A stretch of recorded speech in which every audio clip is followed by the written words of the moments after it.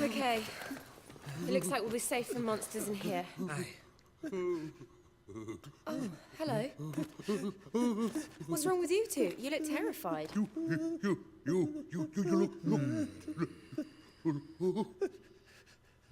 on now. There's no need to be afeared. We ain't monsters.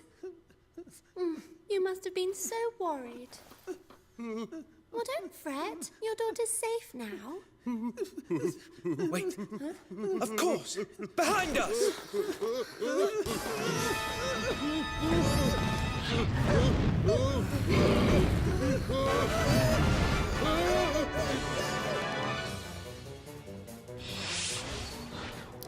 What's up, guys? Welcome back to Let's Play Dragon Quest Heroes. Alright, it's time for a boss battle against the Stone Guardian. So this boss, I don't actually remember which Dragon Quest game he's from. I'm pretty sure it's 5 based on the context of where we are and what we're doing. But it's hard to say. I don't remember fighting this guy, but I'm sure he exists somewhere.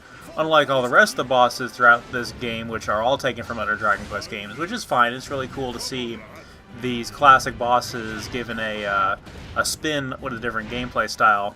So this guy can be pretty challenging. I had quite a bit of trouble with him my first time through the game, because not only do you have to prevent your own party members from being defeated, you also have to prevent him from defeating the Dwarven duo over there, which is the king.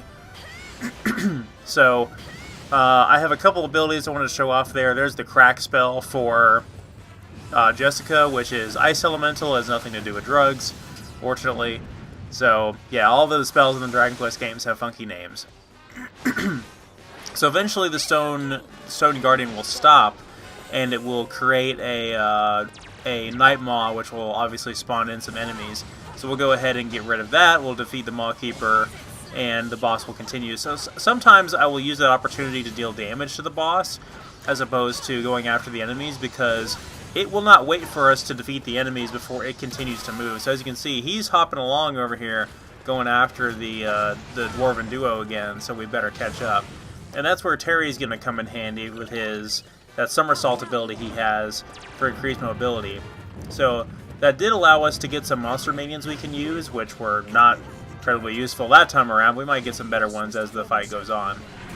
So essentially, we're going to be charging after this thing as best we can and coming up behind it as it's tracking down the Dwarven duo, aggroing its attention off of them and just dealing as much damage as we possibly can to, which is easier said than done. As you saw there, Aurora took a crap ton of damage there, but thankfully a lot of the damage this guy deals is generally focused around a single target. His attacks deal a crap ton of damage, but he is pretty slow. As you saw there, he just kind of fell over on his back and smashed us into the ground, and that dealt a severe amount of damage. He also has the stomp attack, and that's pretty much it. So, you know, this may be a good opportunity to manually charge your attention gauge so that you can just go full ham on this guy without worrying about taking damage.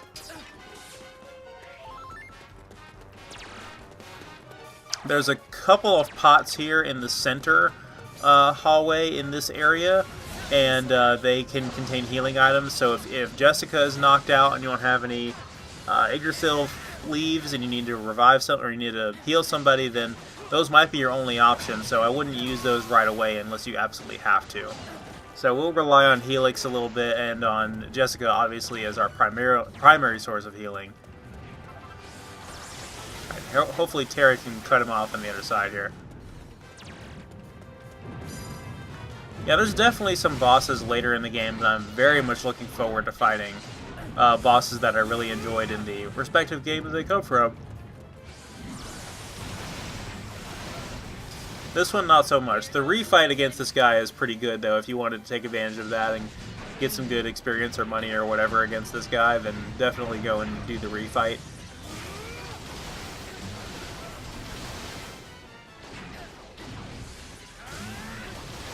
Yeah, Terry's DPS is seriously good. You asked for it. Lightning storm.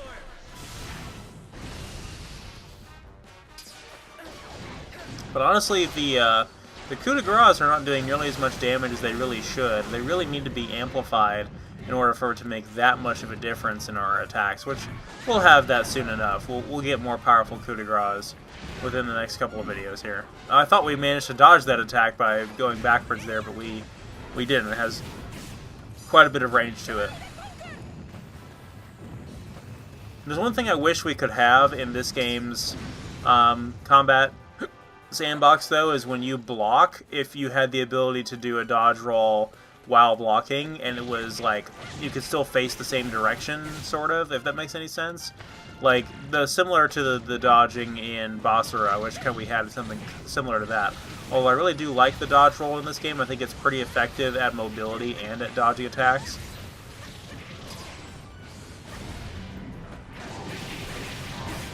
Looks like a hunter mech came in through that Night Maw there, so if we can go ahead and defeat this guy and get his monster token, that will be pretty efficient at dealing damage to the Stone Golem. The Stone Golem appears to be at only about a third of his max health, though, which is really good. Bringing in Elena to do some heavy damage here with her... I used her multi-fist attack there, which I realize I haven't used in a long time. There we go. Alright, should be able to catch up to him really quick. I didn't actually pick up the monster token there for some reason. Yeah, again, really, Terry and Elena are there for DPS, and, you know, Terry for mobility, obviously, and then Jessica's just there to heal us after we take damage. It's time to put an end to this little chase. Not much longer now, Mr. Freeman. I tried this fight using Yangus for DPS, and it really wasn't very good. He wasn't really fast enough to make that much of a difference. His parallax attack can be pretty useful at hitting the Stone Golem at a distance, which is pretty nice. But other than that, I kind of prefer the setup that I have.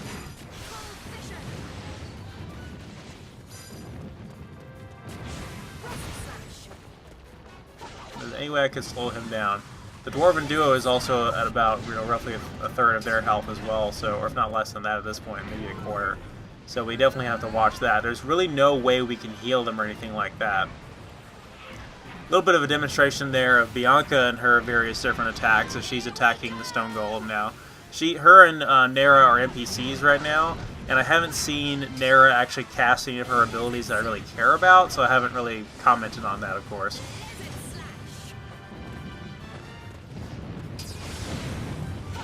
But we will be using them very, very soon. Like, in the very next fight, we'll finally be using them.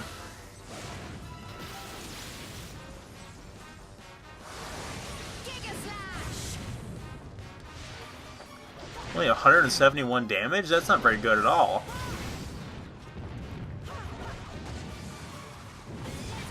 We can't really stun this guy either like you can with some bosses. There's a Saber Cat.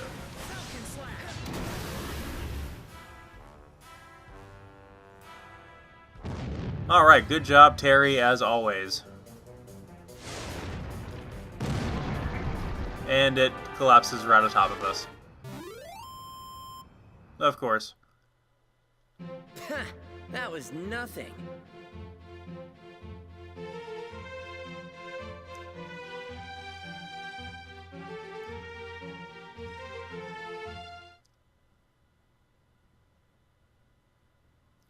Yes! Looks like that really is the last of the monsters this time. Now, go to your special one, sweet Beryl. Thank you, everyone. Thank you so, so much.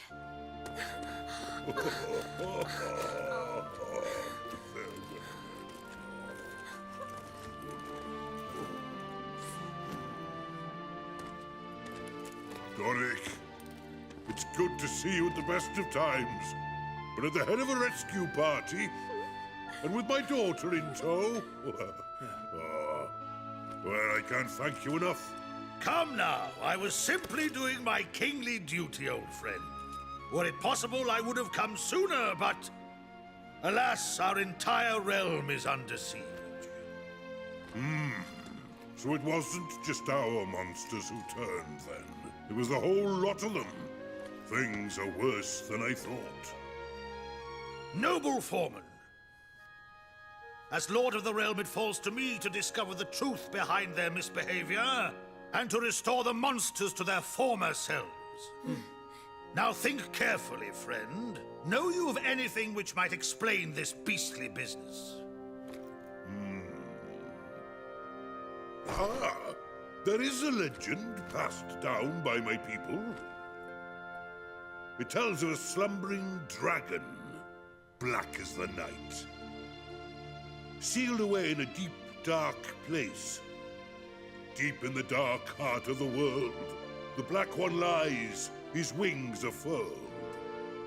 The night he brings devours the light, fills hearts once pure with seething spite. Our safety on his sleep on this... depends, for with his waking comes the end. The sun will set on days of peace, should ere his slumber chance to cease. Nera, how the heck did you know that? It's from a book I used to read when I was a child. I was always fascinated by it. But I didn't even know I knew the words until now.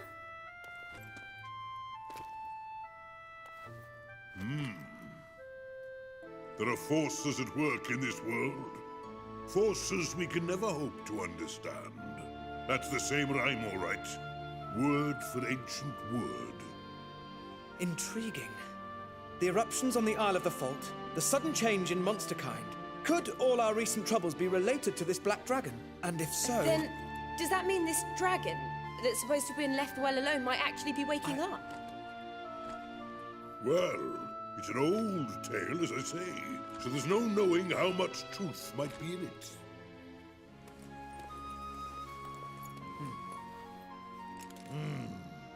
This is not the first I have heard of the great black dragon. The recent changes in our realm could well be related to this ancient evil. We must find out the truth of this, friends, before it is too late. Excuse me, Your Majesty.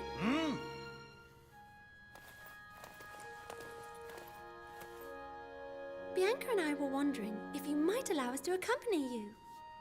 Whatever's going on in this world, it ain't good. We can't just leave you to face it on your own. We want to help. Are you sure, though? Didn't you say you had something urgent to be getting back to in your world? Someone special? Yes, we do. But knowing of the peril your world faces... we cannot, in good conscience, ignore your plight.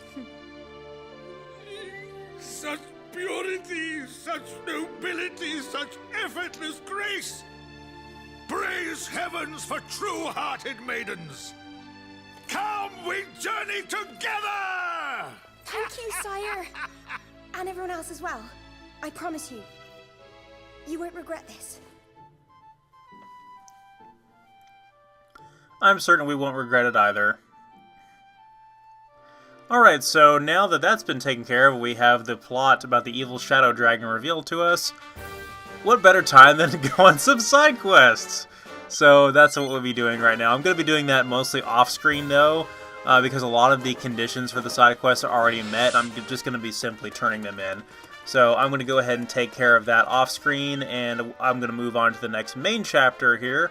So let's go look at the map. You can see the refight for the stone golem is now available. We're going to be going straight to the Yggdrasil tree itself. Now we will go up to the world tree and see what the blight is that it has in close, excruciating detail. So I've spliced in the footage of my new setup, so some new orbs are available right here. We have the Silver Orb, the Orb of Serenity, and the Magic Orb, which have varying degrees of defensive abilities plus other passive abilities as well. So I'm going to be upgrading my setup with those a little bit and getting some more new weapons that have become available. So I brought in a couple new characters for this fight, Yangus, and I brought in Nera and Bianca, so we'll be able to finally demonstrate them. So as soon as this other screen decides it wants to go away. So right now I'm just going to end up getting 3 silver orbs, one for each of the new characters I'm bringing in right now. And I know Yangus is not a new character, but he needs the defense right now. I mean, he has very high defense, but he's lagging behind in terms of equipment compared to the other characters. So I'm going to be upgrading him, and then Nera and Bianca's defense is definitely lacking right now without the new piece of equipment. So we'll take care of that, and then we'll show off the weapons. So Platinum Sword is available now for Lucius, and the Fizzle Foil is available now for us for Aurora. So I'll be picking that up probably very soon. Let's see. I may get the. I may wait until the chapter we actually end up having to use Isla for to get the best boomerang possible for her. I doubt I'll be upgrading the wand or the bow for Nera and Bianca, and then there's a swishbuckler available, the new shield. So if you're interested in that, so let's talk about Bianca and her combat sandbox, because it's very interesting. Bianca is a lot better than I gave her credit for in my test runs. So she has a couple different abilities right here, so I made sure to unlock all of those. Her most devastating attack right here is called Rain of Pain, where she targets as many enemies as possible in front of her and unleashes a volley of arrows at them. She also has the Fizz spell, which is fire elemental, of course. She can also cast Snooze, which I've only really tried a couple of times, and I don't think it's as effective as it is in the RPG, the mainline Dragon Quest games, because those, crowd control is more important. Those status ailments are more likely to work. So her regular attack, if you just mash X, is a series of arrows that fly out, as you would imagine, from an archer-type character that wields a bow. But you can also hold down square to go into a sniping mode where you can actually aim the arrows where you want them to go, which I think is really cool. I think it's one of my favorite approaches to an archer-type character in a Musou game. I like it better than, like Tsuruhime in Basara or Takumi in Fire Emblem Warriors. Obviously, it's different with Archer in Fate Extella because, he uses swords as well, and it's a much more dynamic character. But Bianca really has it going on. You can charge her arrows. You can charge them up to, I think, you can charge them for a few seconds until it turns from red to yellow, and then you fire out a volley of bolts as so. So she's quite good, as you can see. That's what the normal arrows do, which is pretty decent damage. Then there's a charge shot, which again fires like 10 arrows in your immediate vicinity in a cone shape. It's almost like a hit scan kind of thing. It's really cool. So yeah, but her Rain of Pain is really where it's at, because that can just eliminate a crap ton of enemies without you even having to aim at them. The Plasma Dome, I really can't say for sure what that does. I haven't really used it all that much. But yeah, the Rain of Pain is actually used by a lot of people for abusive level grinding. I'll probably talk about that later on. So, as for Nera, though, her combat sandbox is not as reliable. There's a demonstration of the Plasma Dome. Again, I don't really know what it does. So she is more of a mage-type character, so her physical attacks are not going to impress anyone. She swings her wand around and doesn't really deal a lot of damage, and her attacks are very slow. However, she does have some great abilities. She has the Bang spell, which I have upgraded into Boom. So I think I already did that a moment ago. You saw me charging that from Bang to Boom, which deals a ton of damage, and it hits everything. It's ridiculous. But the biggest thing that she has is the Oomph spell, which is a buff that increases the damage that our characters deal. So similar to how Kirill has, what is that spell called? Ka-buff, which is the AoE version of buff, which increases our defense.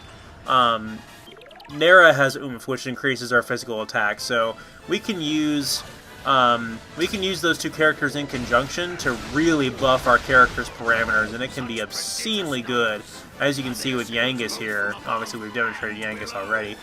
Another thing is, if we combo, see, I like to have Nera in my party for Oomph, but it's not worth taking Jessica out of the party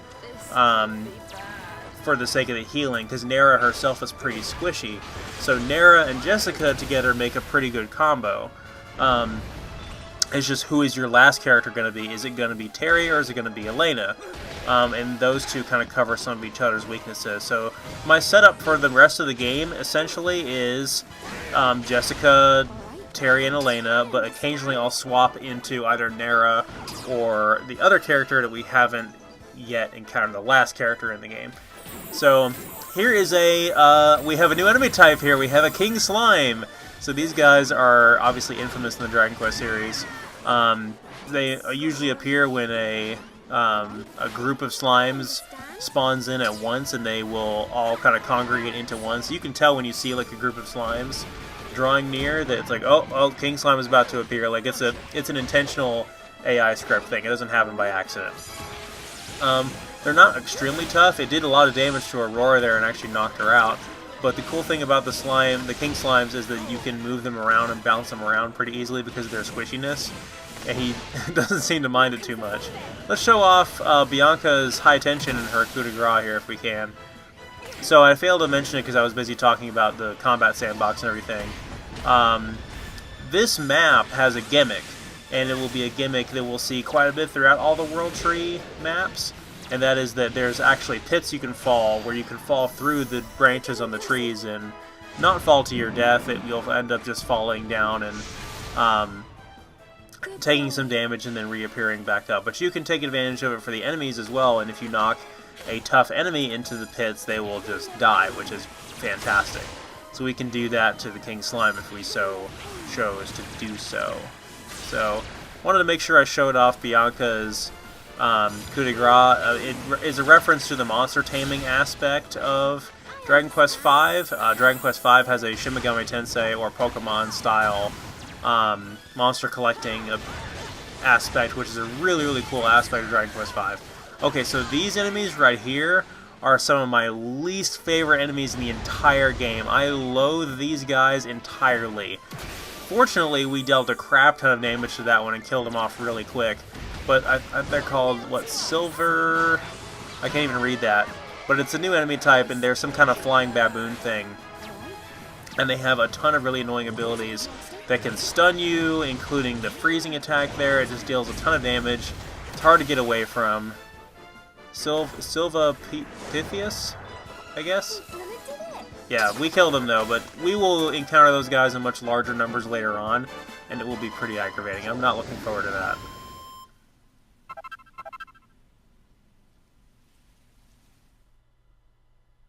Can't beat a bit of teamwork.